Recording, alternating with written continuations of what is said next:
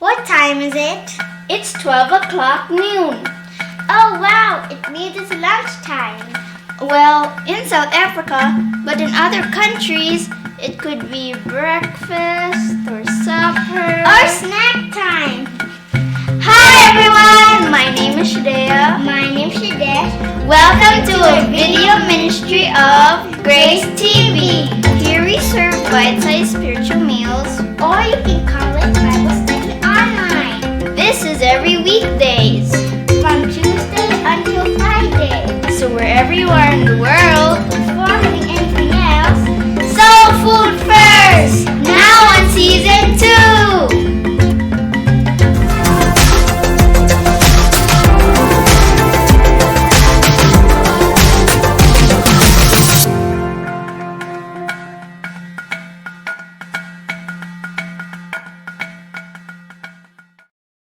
This is Pastor Dean Padayhag. Welcome to Soul Food. Today we will look at the family of Adam and Eve and their children outside the Garden of Eden. Genesis chapter 3 concluded with God prohibiting Adam and Eve to eat from the tree of life, driving them out of the garden and putting a cherub and sword to guard the tree of life.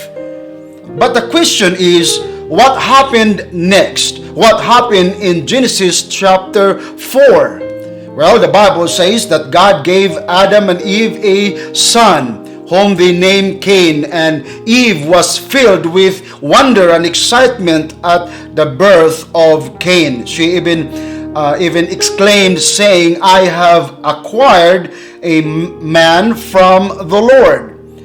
She might have thought that this child could be the very seed that God promised to her, but we know that that was not the case.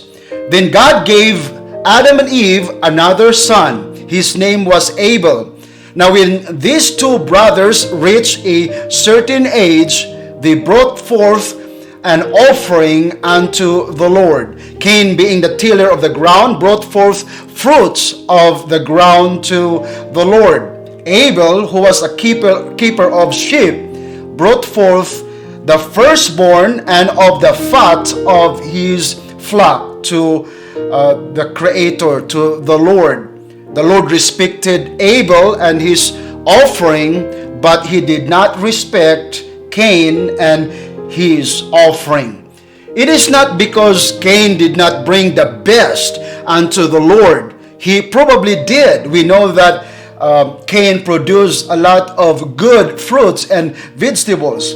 But it was because Cain chose to disobey God's instruction on what was required as an offering for sin. Adam and Eve had, when they ate that forbidden fruit, their eyes were open and they saw that they were naked. Now realizing that they sinned against God and they committed disobedience against God, they tried to cover themselves with leaves that they sewn together, but it was not sufficient enough to cover their nakedness. We find in Genesis chapter 3 verse 21 that the Lord himself made tunics of skin and clothed Adam and Eve, thus showing them that the shedding of the blood was required in order for their sins to be covered. Hebrews 9:22 tells us that without shedding of the blood, there is no remission of sin. God required that offerings brought to him to cover their sins must involve the shedding of the blood. Nothing else would do, regardless of the quality and the quantity of the offering brought forth. No doubt Adam and Eve taught their children these requirements, and both of the children were so well aware of what God required for the sacrificial offering for their sins.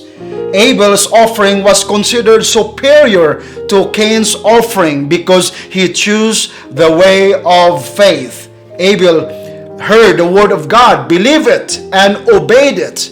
Hebrews chapter 11 verse 4, the Bible says, by faith Abel offered to God a more excellent sacrifice than Cain.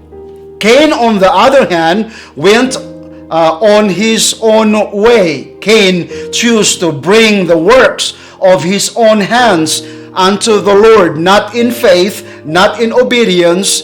You see, faith is simply taking God at His word. Nothing else, nothing more, nothing less. Exactly what God told and what God commanded and what God mandated them to do. Now, when Cain saw that God respected Abel's offering but did not respect his own offering, he became so angry, and it showed in his face. He was jealous, and he was so angry against Abel and also against God. When God gave him another opportunity to bring the required offering, Cain refused. Instead, he rose up against his brother Abel and killed him. Question: what led Cain to commit such wicked act? He had the opportunity to obey God, just like his brother Abel, but he refused. We see that he refused. Instead, he followed the ways and the leading of Satan. 1 John 3:12 tells us that Cain was of the wicked one and therefore murdered his brother Abel. And Cain did so because his works were evil and his brothers were righteous. Even though Cain was the firstborn, God had chosen Abel to be the one through whom the promised seed would come into the world. Here is Satan's first attack against the promised seed. He sought to destroy the seed by killing Abel, but God foiled this attempt by appointing another seed, that is in the person of Seth, to take place of Abel. Genesis chapter 4 verse 25, the Bible says, and Adam knew his wife again, and she bore a son and named him Seth. For God has appointed another seed for me instead of Abel, whom Cain killed. We see that in these children, the two seeds described in Genesis chapter 3 verse 15 is very evident. Cain was the spiritual seed of Satan, and he was of the wicked one, the Bible says, and he had no remorse or repentance following his murdering of his brother Abel.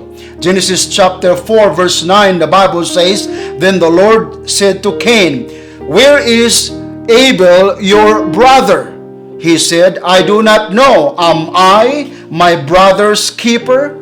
What a disrespectful and terrible person he was before God and before his brother Abel. Genesis chapter 4 verse 16 tells us that Cain actually went out from the presence of the Lord and dwelt in the land of Nod on the east of Eden. We further also read in verses 17 to verse 24 that Cain built a city, and he and his descendants, being separated from God, sought their pleasure in the things of the earth and the things of the world. In Abel originally, and then in Seth later, we see the seed line of the woman, the line whom the Lord promised the seed. The Lord Jesus Christ was the one that was promised that is going to come. Beloved, we'll continue this series next week, and we are praying that you will have a wonderful weekend. Remember that it is a resurrection weekend, and also remember that Jesus Christ is alive. Thank you very much for watching. Enjoy your soul food.